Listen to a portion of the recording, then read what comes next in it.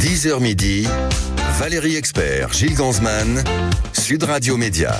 Bonjour Gilles. Bonjour Valérie, je suis content de vous retrouver. Moi aussi, et merci à Jean-Marie Bordry d'avoir été là la semaine dernière avec toujours autant de talent. Voilà. Et personnellement, j'ai une pensée aussi pour Christine Bouillot. Oui, voilà. On pense à Christine aussi. Notre invité aujourd'hui, Florent Père, bonjour. Et également avec nous, le producteur Jean-Baptiste Nérac, qui est, en fait, il s'est rajouté. Il était là et on a commencé à parler de la fiction qui va être diffusée ce soir sur France 2, qui est formidable, vraiment, Mort sur terre battue, avec vous, Florent Père, évidemment, et avec Yannick Noah, entre autres, qui est à découvrir. Hein. C'est la première fois, je crois, qu'il a un rôle aussi long. Peut-être que je vais poser la première question au producteur. Comment il a accepté, Noah, de jouer, vraiment, de faire plus qu'une figuration? Alors, il avait fait quelques caméos dans des films comme Safari ou... Un caméo, c'est des apparitions. Oui, oui, c'est un petit peu ça. Et en fait, suite à un film qui s'appelait Mort sur la piste, que nous avons fait, qui se déroulait au Mans, j'avais l'idée effectivement de partir sur du tennis, et on a convaincu Yannick parce qu'on voulait parler de ses parents qui poussent les jeunes de façon excessive, et comme finalement cette histoire de collection tourne autour des jeunes qui rentrent dans un sport et de la manière dont ils y rentrent et la façon dont ils sont traités, ça a motivé Yannick parce que lui-même a été touché par ça. Il a vu plusieurs enfants effectivement être poussés au-delà du raisonnable par leurs parents, et c'est un des éléments déterminants qui l'a amené à venir tourner avec nous. Il avait surtout très envie de tourner avec moi. Oui, c'est ça. Il était très impressionné. Moi j'ai une question sans divulgacher, comme on dit. Vous avez vraiment joué au tennis avec lui? C'était ma question. Vous avez vraiment joué? Oui. Il y a eu ce match, cet échange de balles, dirons-nous. Il m'a fait jouer à la baballe. Oui, parce qu'il y a une séquence, il y avait une séquence à tourner de toute façon, donc ça a donné une matinée de tennis contre Yannick, qui a joué en costume clope au bec, et moi qui courais comme un dératé pour essayer d'attraper les balles, mais il m'a fait jouer. Il restait quelques. Tous les plans, c'est vous. Il y a aucune doublure. Non, bon, c'est pas d'un grand niveau. Puisque de toute façon, dans la séquence, le personnage de Yannick est censé un peu balader, un peu humilier mon personnage, quoi qu'il arrive, c'est ce qui s'est passé. Et alors vous êtes vraiment formidable, Florent Père. Merci. Je le dis très sincèrement, parce qu'on a l'habitude de vous voir souvent dans des comédies. Et là, alors il faut dire que c'est vraiment très très agréable à regarder. Gilles, on en parlait ce matin, mais ça fait penser un peu à Agatha Christie. C'est-à-dire qu'il y a une jeune femme, une jeune tenniswoman qui est retrouvée morte un matin par Yannick Noah, qui est le directeur du tournoi, et vous êtes flic, un peu Colombo par moment. Il y a toujours la petite question en plus, c'est sympa, vous êtes un peu maladroit, et on vous colle une petite nouvelle qui vient d'arriver, qui est un peu qui est extraordinaire, qui est formidable aussi. C'est Roxane Roux, c'est ça. Et c'est vrai que il y a une ambiance, c'est à la fois du polar parce qu'on cherche à comprendre, et en même temps il y a beaucoup d'humour. Donc c'était un rôle pour vous qui était. Qu'est-ce qui vous a plu, vous? Moi, ce qui m'a plu, c'était aussi que c'est un personnage qui est moins haut en couleur que ce que j'ai l'habitude de faire, qui est un peu plus taiseux, un peu plus dans l'observation, qui reste un personnage très sympathique, mais il est moins... la comédie est moins forte que ce que j'ai l'habitude de jouer, donc ça m'intéressait aussi d'aller dans un registre dans lequel on m'avait moins vu, où j'exploite moins ma capacité comique et mon registre comique que je commence à maîtriser. Donc c'était intéressant et c'était challengeant aussi d'aller vers un personnage un peu plus renfermé. Mais ça vous plairait de faire un personnage récurrent? Que ça revienne de temps en temps? Bien sûr, oui, moi aussi. Parce que tous les personnages sont là, quand même. Là, oui. Alors, je suis pas sûr que ça soit l'objet de la collection, d'avoir des personnages récurrents. Mais après, moi, je suis toujours ouvert à toute proposition. Mais, et quand vous avez signé, vous saviez qu'il y avait Yannick Noah? Non, sinon j'aurais pas signé, forcément. Bien sûr, oui, ça faisait partie aussi des côtés attrayants du projet. Même si j'aimais l'histoire, j'aimais le réalisateur, Denis Malval, tout m'intéressait. Mais Yannick était la cerise sur le gâteau. Il a dit qu'il avait appris à vos côtés, c'est ce qu'il dit ce matin dans le Figaro. C'est très gentil de sa part. Mais il joue vachement bien. Il est hyper crédible, on le reconnaît à peine parce qu'il a les cheveux courts. Il est en costume, effectivement, et moi je trouve qu'il joue vachement bien. On a eu une situation extraordinaire. On a fait, avant le film, une lecture. La lecture, ça consiste à lire le scénario dans son totalité. Yannick est arrivé un petit peu avant. Il s'est posé sur la table au milieu des autres comédiens. Et Florent est arrivé avec un petit décalage. Mais Yannick est arrivé avec... Yannick avait posé son scénario à côté de lui. Et arrive Florent. Et Florent s'assoit juste à côté de Yannick et pose son scénario qui était plein de notes. Il y avait des post-it partout, sur toutes les pages. Ah oui, il a vachement bien Yannick bossé. Regarde le scénario et fait ah ouais, il y a du travail en fait. On va en reparler dans un instant, mais c'est le zapping de Gilles. Le 10h midi, Sud Radio Média, l'instant zapping. Il y a eu une parole forte, celle de la mère de Lola hier, qui était interviewée par Audrey Crespo-Mara dans 7 à 8. La jeune Lola qui a été violée, torturée, et son bourreau condamné à perpétuité. Une parole forte hier soir. Pour avoir violé, torturé et tué votre fille, elle a donc été condamnée à la perpétuité incompressible, 30 ans. Quelle a été votre première pensée à l'énoncé du verdict ? Je me suis blottie dans les bras de mon fils et je lui ai dit on l'a eu. Que ressentez-vous à l'égard de la meurtrière de votre fille ? Lui en vouloir, je lui en veux. Le pardon, je le pardonnerai jamais. Est-ce que avoir de la haine est nécessaire ?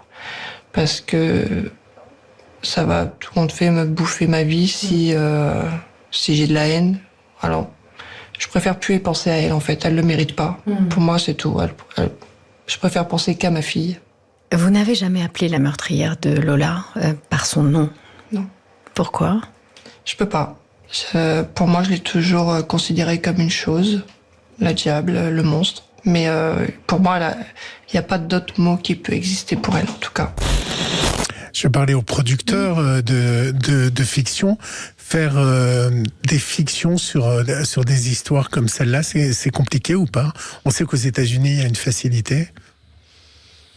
Alors, il y a eu des fictions qui ont été faites sur Marie Bénard. Enfin, Muriel Robin a fait plusieurs fictions, notamment une avec Olivier Marchal qui était magnifique. C'est difficile, c'est des sujets... c'est compliqué. Vraiment. Sur le plat, moi je vais vous donner une idée de scénario en entendant le témoignage.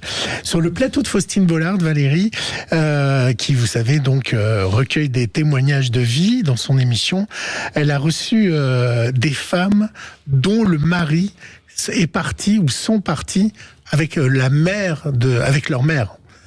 Écoutez, le témoignage est assez fou.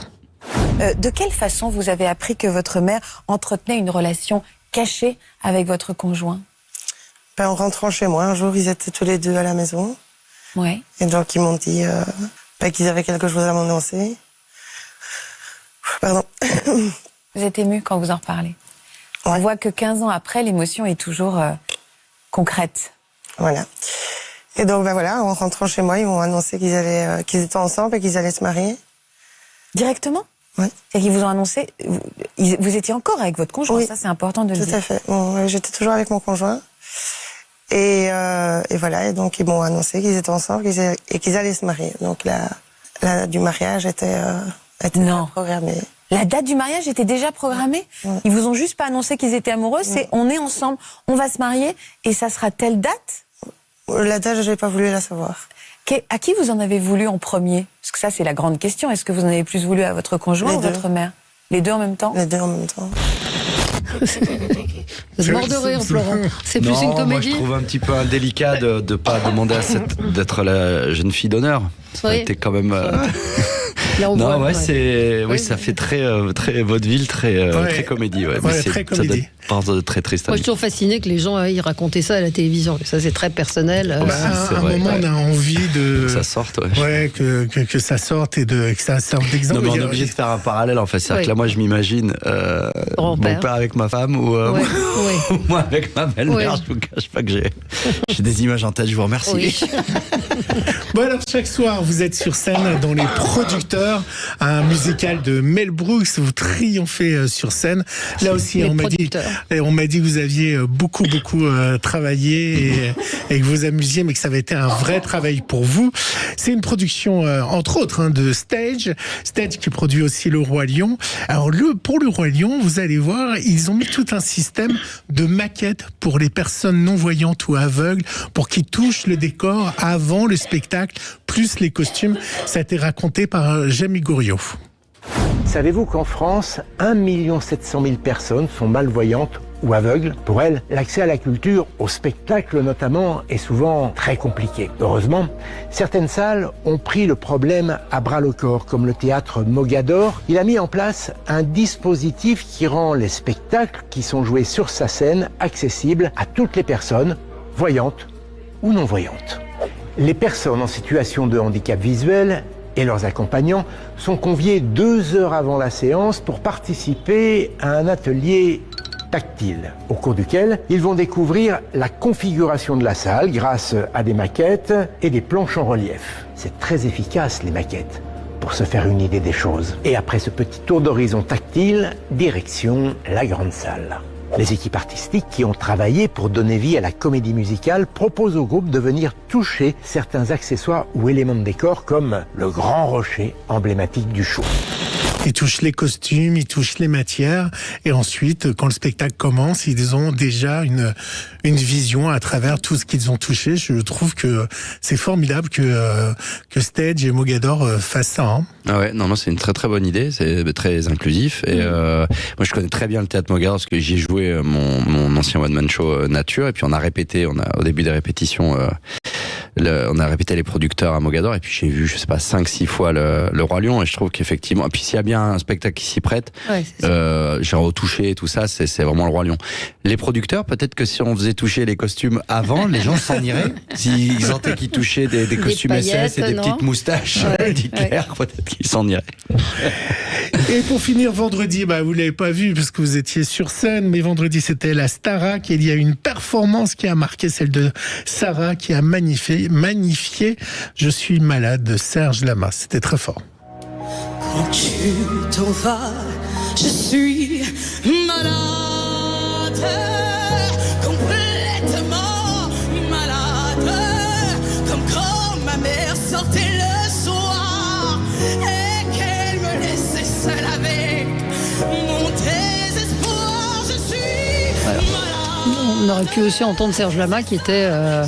Oui, qui était sur France 3, mais sur France 5. Ça, je vous le laissais, c'était pour les vieux. Bah oui, j'aurais préféré, je suis vieille. Allez, on se retrouve dans un instant, j'ai du mal moi avec les reprises. On se retrouve dans un instant avec Florent Père et Jean-Baptiste Nérac pour parler de cette fiction qu'on vous recommande ce soir. Franchement, vous en avez marre de tout, il fait froid et tout. Vous mettez ce soir devant la télévision à 21h, Mort sur terre battue. C'est formidable, mais on en parle tout de suite. Et vous mènerez l'enquête. À tout de suite. Et c'est sur France 2. Le 10h midi, Sud Radio Média, les invités du jour. Les invités du jour, Florent Père et Jean-Baptiste Nérac. Jean-Baptiste Nérac, vous êtes moins connu que Florent Père, pardon.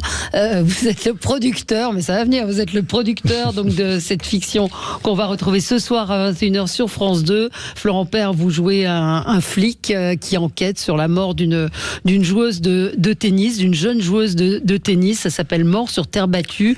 Et vous êtes aux côtés de Yannick Noah et de Roxane Roux, alors qu'on connaît moins, mais qui est formidable à vraiment découvrir. Et Valérie, pour juste donner la tonalité, je vous propose d'écouter la bande-annonce. Déjà disponible sur France.tv. Je ne sais pas s'il y a une bonne façon de vous annoncer ce que je vais vous dire. La joueuse française la plus douée de sa génération. Tous les sponsors se l'arrachaient. Construire chaque point. C'est plus qu'un contrat alors. C'est un mobile. Préciser chaque frappe. Je fais tout pour vous. Ça s'appelle entraver une enquête de police. Ouvrir chaque angle. C'est quoi l'embrouille? C'est le genre de deal financier qui peut lancer une jeune carrière. La clé, c'est de jouer long. Si vous voulez qu'on découvre la vérité sur la mort de votre fille, il va falloir tout nous dire.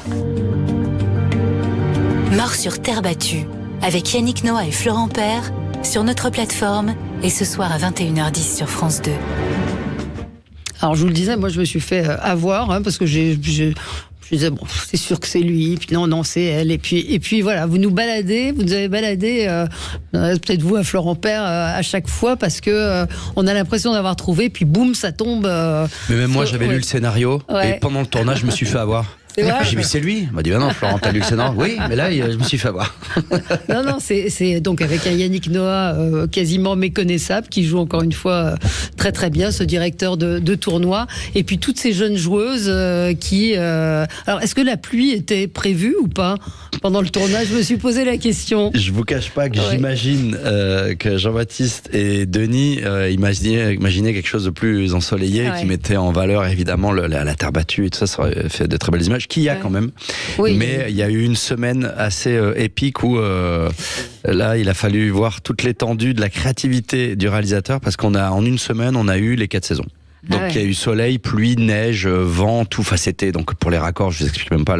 Mais des fois où ça sert. Il y a une scène où la maman ukrainienne entraîne sa fille, qui est le personnage, qui est l'entraîneur un peu, comme le père Jackson par exemple, qui est à la dure. Coach, elle l'entraîne sous la pluie. Alors la pluie n'était pas écrite, mais c'était là, il fallait faire avec. Et en fait, ça donne une dramaturgie à la situation et à la scène, qui est finalement quelque chose, parce qu'on voit cette petite cette gamine entraînée par sa mère sous la pluie à la dure et tout, donc ça marche. Parce que ça raconte, les relations aussi entre ces jeunes joueuses, c'est ce que vous disiez, c'est de montrer aussi ce sont des parents qui les entraînent très souvent à la dure, avec des gamines qui n'osent pas dire ce qu'elles ressentent. Il y a beaucoup d'humains aussi dans cette fiction. Alors je vous posais la question en antenne, on attend la réponse à l'antenne, est-ce que ce sont des comédiennes qui jouent au tennis, ou est-ce que ce sont des joueuses de tennis qui sont devenues comédiennes? Jean-Baptiste Nérac. Alors Célia et Isia sont des comédiennes qui jouent au tennis.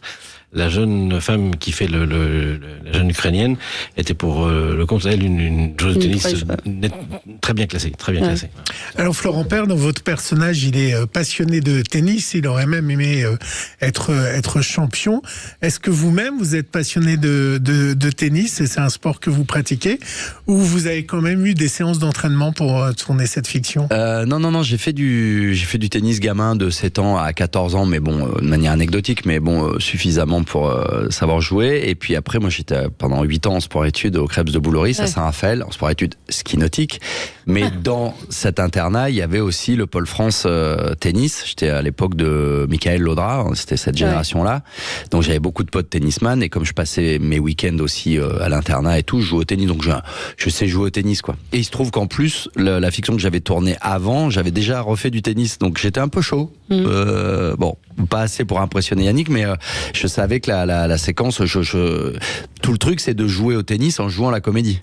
C'est d'arriver à avoir suffisamment de relâchement de pas être obsédé par le tennis pour pour jouer aussi. Qu'est-ce que Yannick Noah vous disait avant les scènes? J'imagine qu'il se reposait aussi sur vous pour la comédie et le jeu. Il est ça s'est pas dit en ces termes, quoi, mais il était assez studieux. Il avait une répétitrice qui était avec lui, qu'il faisait travailler son texte et se préparer pour les séquences. Et après, ça se faisait de manière assez naturelle. Les 10 premiers jours, on était assez studieux l'un et l'autre, et d'un coup, c'était très sympathique, mais on échangeait assez peu. Et d'un coup, je me suis dit, mais merde, ça fait 15 jours que je suis avec Yannick Noah, et en fait, on travaille, mais je parle pas avec lui, quoi. Il a une vie exceptionnelle. Puis après, ça s'est dégoupillé, on est devenus assez potes et tout, c'était très cool. Mais il y a un truc que j'aime bien raconter en promo. Il y a une séquence, donc Yannick après la lecture, s'est mis à travailler, et il y a une séquence où on se rend compte en faisant en mettant en place la séquence que finalement elle fonctionne pas si bien, qu'il faut changer quelques répliques, ce qui est le quotidien d'un plateau de tournage. Et Yannick nous voit changer le texte, intervertir les répliques, c'est que lui et moi. Et moi je fais pas attention à ça, je trouve ça normal. Et puis d'un coup il blémit, il me dit mais attendez les gars, vous m'avez tout changé, moi j'ai appris comme ça, je vais pas y arriver. Et je me suis donc retrouvé à coacher Yannick en disant attends viens Yannick, on va le faire ensemble et tout. Donc on fait des italiennes, je dis tu vois ça va mieux, et donc je fais vraiment le coach dans ma tête, je suis en train de coacher Yannick Noah, il me dit ça va bien se passer et tout.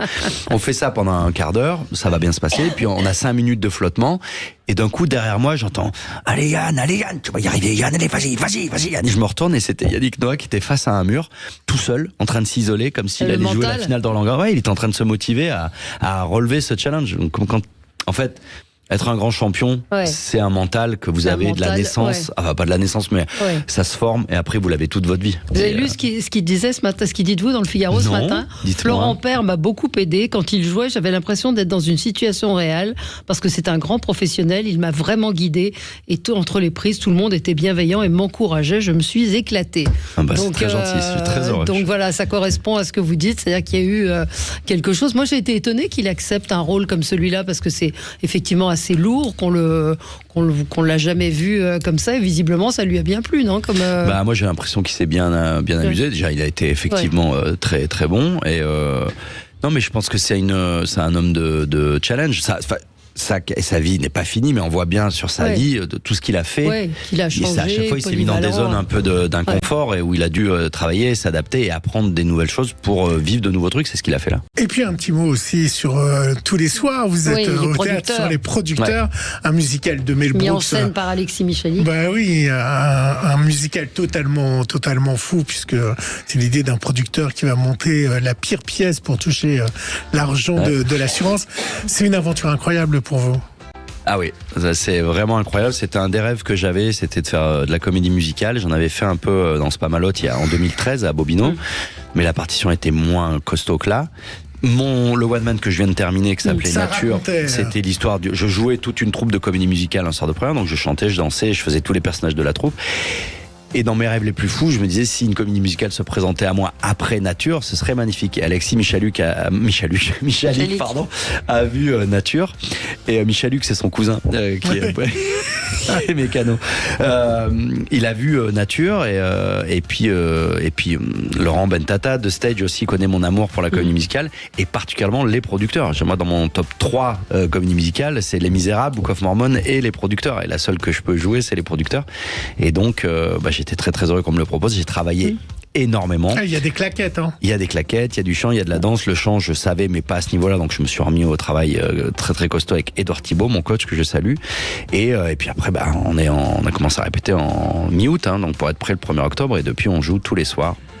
Et 2 fois le samedi. C'est génial, c'est exceptionnel. Au théâtre de Paris, les producteurs. Et puis ce soir, tout le monde peut regarder cette formidable série, fiction, Mort sur terre battue, 22h sur France 2. Encore une fois, je vous dis, il pleut, il fait froid. Vous en avez marre de tout. 21h, je dis quoi? 21h10 sur France 2. 21h10. Vous avez dit 22h sur France 3. Vous dites n'importe quoi. Non, c'est pas vrai, c'est pas vrai. Perturbe. 21h sur France 2. Et franchement, ça marche super bien. Merci à vous deux. Merci Jean-Baptiste Nérac et merci à vous Florent Père. Et on accueille Perico Légas qui dans un instant va nous parler de... La France dans tous ses états. Pourquoi ? Parce que qui veut faire peur aux Français ? Pour envoyer nos enfants se battre contre les Russes. Donc voilà, on va voir avec un général si c'est vrai ou pas. L'intelligence artificielle va-t-elle remplacer le suffrage universel ? Là aussi, le président de la République nous a suggéré cette idée. Et puis on aura Jean-Michel Blanquer qui va nous expliquer que la France est une civilisation. Risque-t-elle de ne plus l'être ? Comment la préserver ? Voilà. Puis on fera un petit tour à Lyon où il y a une liste de juifs. Ils sont jetés en pâture comme ça parce que... Et vous aurez également Arnaud Benedetti pour parler de Boualem Sansal. Voilà, Boualem Sansal. Non, il viendra de parler d'intelligence artificielle et je poserai des questions sur Boualem Sansal à Benedetti et à Blanquer puisqu'ils étaient tous les deux au comité de soutien. Merci. On les a sous la main, autant en profiter. Et restez sur Sud Radio avec Perico Légas. Très bonne journée sur Sud Radio. Sud Radio Média.